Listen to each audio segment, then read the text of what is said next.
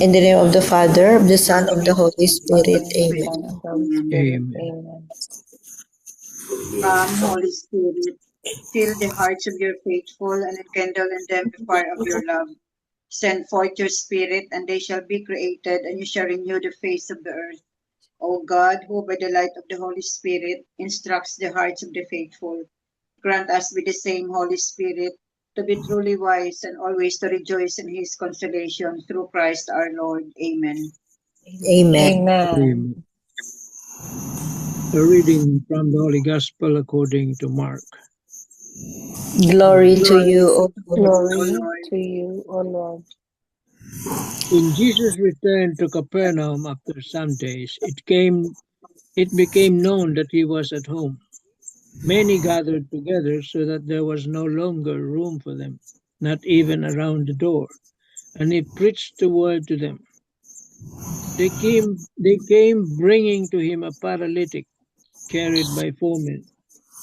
Unable to get near Jesus because of the crowd, they opened up the roof above him. After they had broken through, they let down the mat on which the paralytic was lying.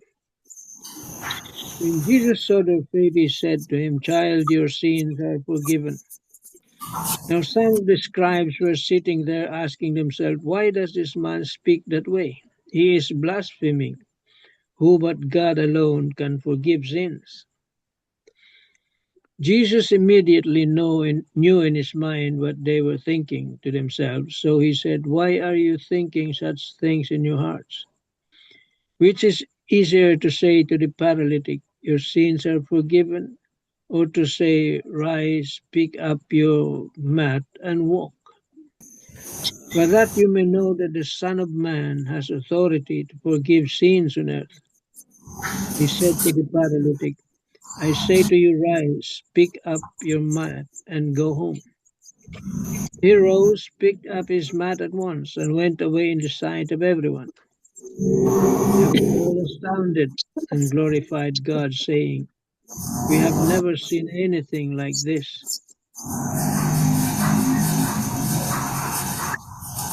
The Gospel of the Lord. Praise to you, Praise Lord to you, O Jesus Lord Christ. Jesus Christ. Taking turn quote for today's Gospel. Number 1. The bond of friendship among the 4 friends of the paralytic was so strong that they spared no effort to get him cured by Jesus. Number 2. Seeing their strong faith in him, Jesus rewarded them by healing their paralytic friend. Number 3. Think of someone who is very close to you and who does not yet know and believe in Jesus as our Savior. Ponder on how the Lord may be urging you to take His gospel of eternal salvation to him or her. Amen. Amen. Amen. Amen. Thank you very much, Tita Lynn. So today's gospel no, is we can focus on so many things about today's gospel. No, the compassion of the friends. Good friends bring another friend to closer to God. Forgiveness, healing, and especially faith. So we learned so many lessons in today's gospel. The faith and the compassion, the faith and the compassion of the friends of the paralytic. Tito Jun, I mean Tito Jun, oh my God, Tito Mans. Yes. Yeah. Okay. Have we already brought someone closer to the Lord? The 4 men who helped the paralytic come to Jesus were extraordinary, not because they were famous or powerful, but because they had merciful hearts. Their hearts were not concerned only with their own comfort, but were deeply moved by the suffering of another. As we reflect on their story, we cannot help but see ourselves in them. We can only imagine the hardship they had to endure just to bring their friend to Jesus. And yet, selfless love made them persist. In the same way, are we not also called to carry one another in faith? Are we not invited to become bridges that lead others closer to Christ, especially those who can no longer walk on their own because of the weight of their pain, failures, or despair? Surely those four selfless men went home filled with quiet joy, knowing in their hearts that they had done something noble and worthwhile. That deep sense of joy and fulfillment became their reward.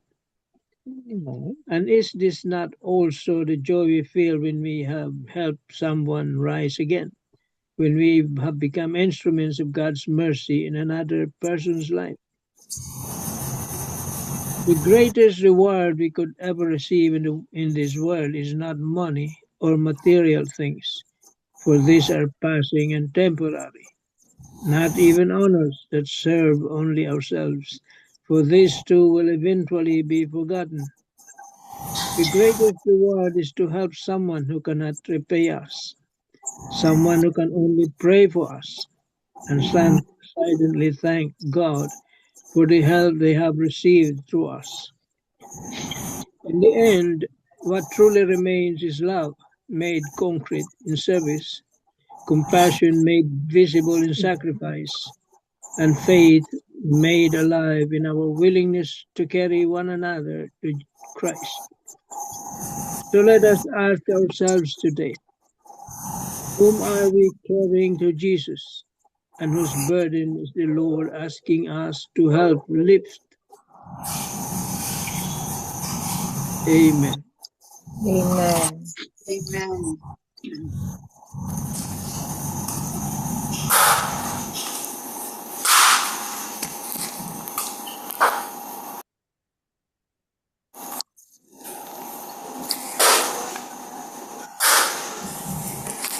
Okay. Go ahead, Paul. Go ahead. Thank you, Tito Mans. You have something, I'm sure, Irene, you have something.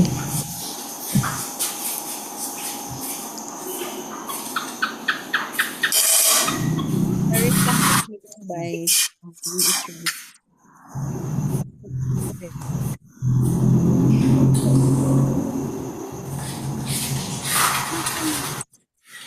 Na-freeze ka, Tita Irene. Please.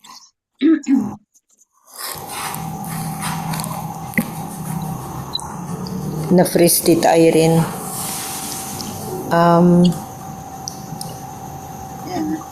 Yeah. Siguro sa connection ko. Internet. O baka sa connection ko. Oo. Okay, okay lang yan. Yeah, pwede.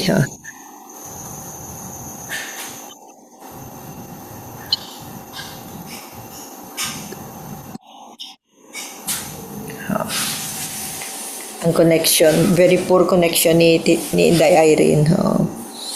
So anyway, Bel, you have something from Father Tito. Yeah, Father Tito touched on the sensitivity of our Lord to the four friends, number 1, to the paralytic, number 2, and to the scribes, number 3. So, in the first point that he emphasized, he saw the faith of the four friends, diba?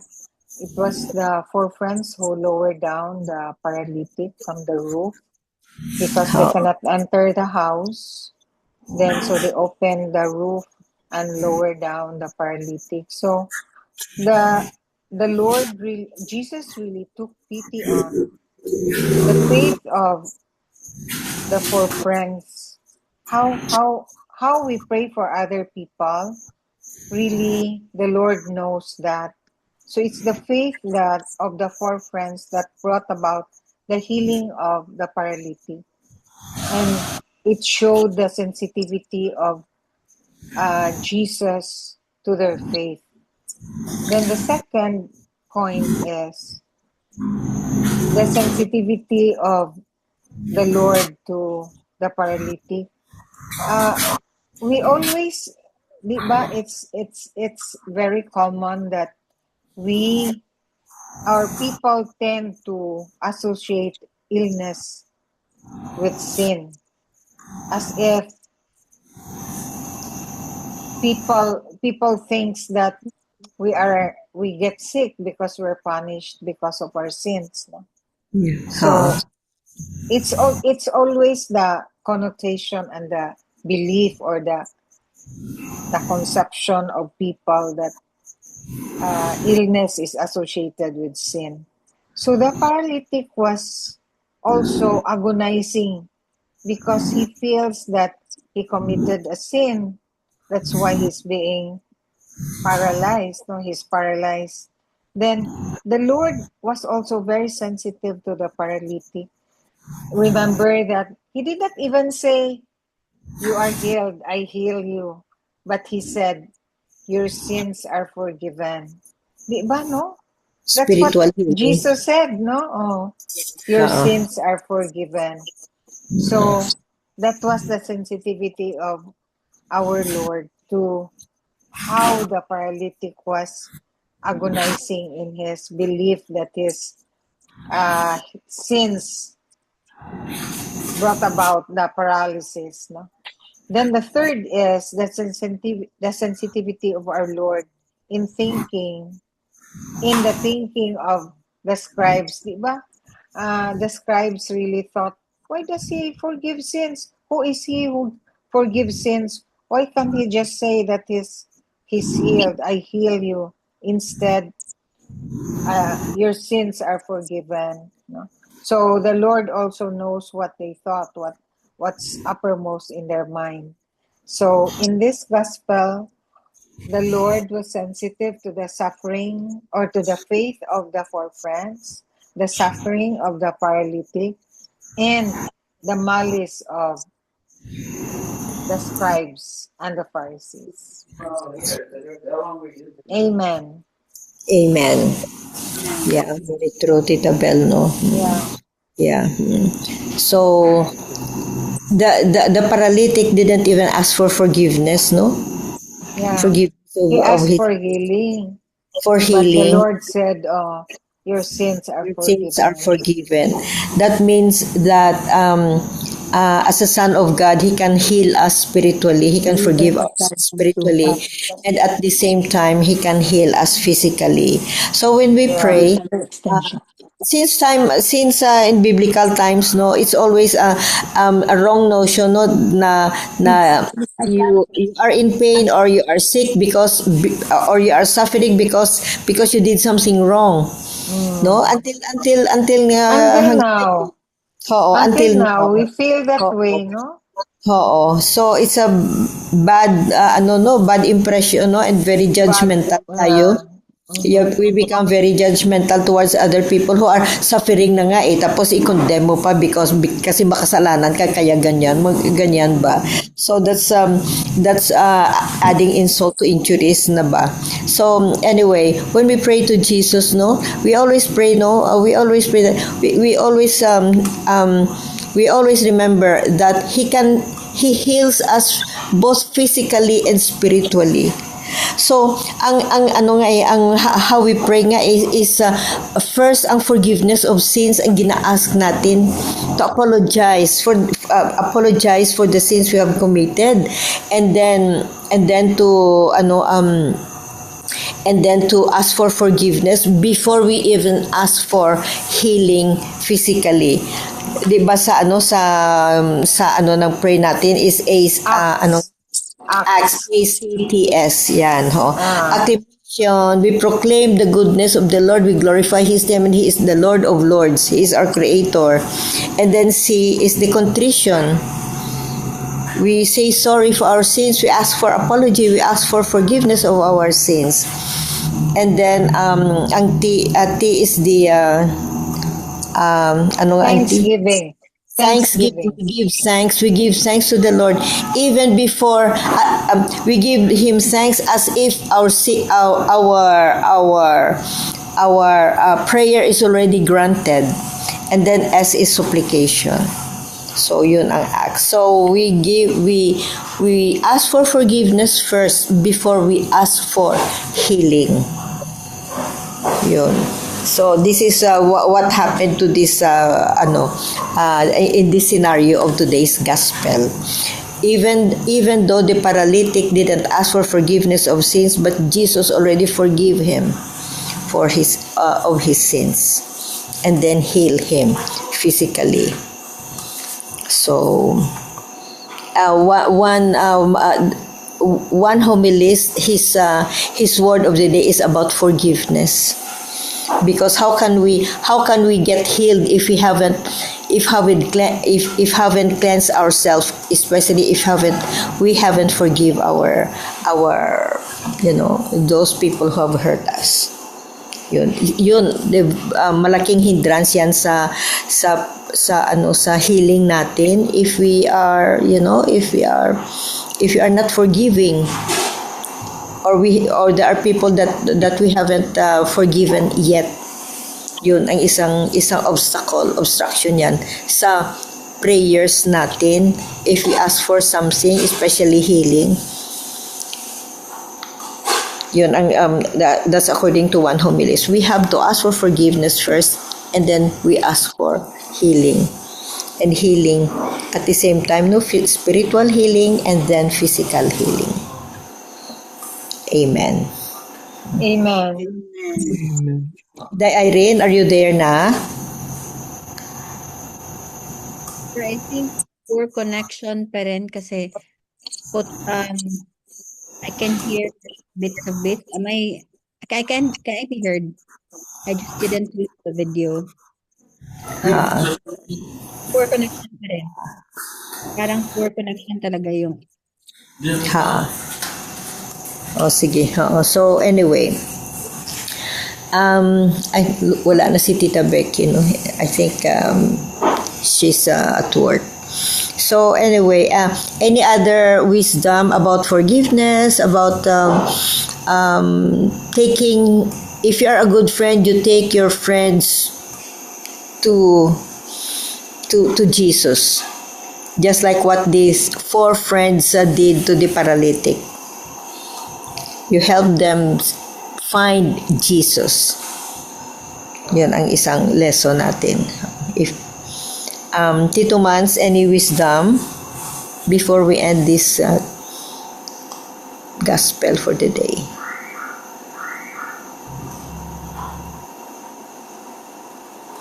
No. It's okay na. Okay.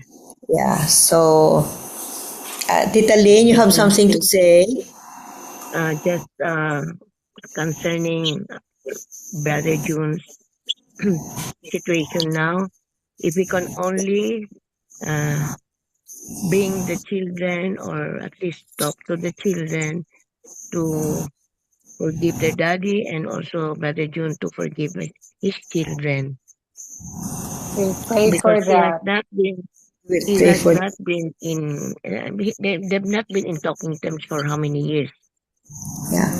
So I don't know how we can do it, because we're here in the Philippines. We don't know his children's address.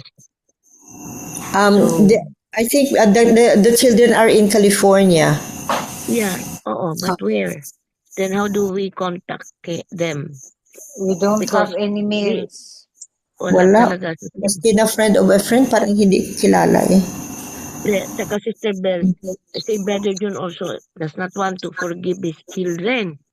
Yeah. And I said, you have to. So in this present situation, I wish we could help him and help the children. I don't know how. We'll just pray for that. I have no contact with the children. I don't even know. I don't know if Kathy will know, if Kathy has an idea. I'm sure Lisbeth knows, the cousin.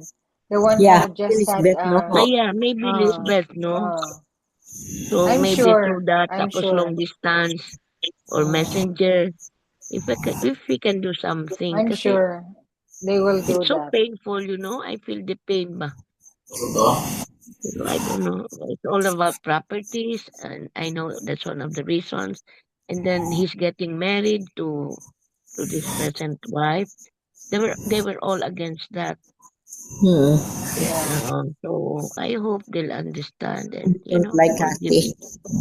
Oh, Ah, learn how to love also, Kasi. Kasi kahit papaano, Kasi also has been a sweetheart for quite some time before they got married. Di ba, Sister Bell? Yeah. ah. That we had to push him and tell him that you're not blessed because he was not married yet with this Maybe this is Kathy. God's way to reconcile them. Oo, maybe. So we'll Ah. we'll try to Lisbeth. But Yeah. I I don't I know her I also, Sister Bell. I don't know I'll her. call Lisbeth tomorrow. Oo. Ah. So that we can do something at least as members of the prayer Because group as well. Carlo will talk to the siblings man and the Oo. family At of saka Tito June tomorrow. in relation also to this gospel. Mm. Oo, oo. We are duty bound to do it. To me, We, personally. we So are the friends, the four we friends. are the Yeah, friends we are the friends. who bring Yeah. our friend to closer to Jesus, Yes, and yes. that's a lesson in life. No, the importance of forgiveness. No, of forgiving Oo, others. forgiveness. The importance of Humility. forgiving others before things got worse or gets Oo. worse. Yes, yes. Yeah. Yeah. Oh, we have already Humility must an be. example of this. So yeah. So anyway, we will just keep on praying, and we will try our best know how to contact the family of Tito June, Oo. and Yeah. pray for that when he says I forgive them, he really is sincere, and he will really mean it.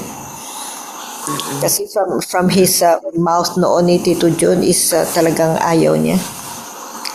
Ayaw Yeah. talaga, sister. Ayaw Ayaw. niya talaga. Oo. Kasi the treatment that they gave him also, I cannot blame also Brother June. It was the treatment also of the children. Pero I said, Oo. there must be a reason also, Brother June, why they did that to you. Oo. Hindi. Basta, ganun siya. Yeah. So let's pray. Let's pray for Oo, Yeah, that let's yeah. pray na lang. Oo. forgiveness. That they Oo. get I'll contact reconciled. Lisbeth tomorrow. Okay. Oo, Sister Bell, Sige. please na Oo. lang. Okay. Okay, Sige. thank you. Thank Amen. you. Oo. Amen. Miga Belen for the closing prayer. Okay. Loving Father, thank you for watching over us, our families, with your hope, peace, and countless blessings. We pray, we praise and we rest in your faithful love. In Jesus' name, amen. Amen. Amen. And all together, please, glory be Glory to the be Glory to the be Father, to the Father, Father, and to to the the Son, Son, Son, and the and and to Holy to the the Spirit, Holy Holy Spirit, Spirit, as As it it as it was was was in the in in the the beginning, is beginning, beginning, now, is now, now, and and will now, be ever and and forever. ever will be shall unto be, the world world world without without end. Without end. and Amen. Amen. In the In the name name of name of the the of Father, Father, the the the Son, Son, and Son, the the Holy Son, the Holy Spirit. Spirit. and Amen. Amen. all, thank you very Thank you. much. Thank Love you. you. Thank you. Bye God Bye. bless bye. us all. God bless Praying. Okay. Bye bye, Bye. everyone.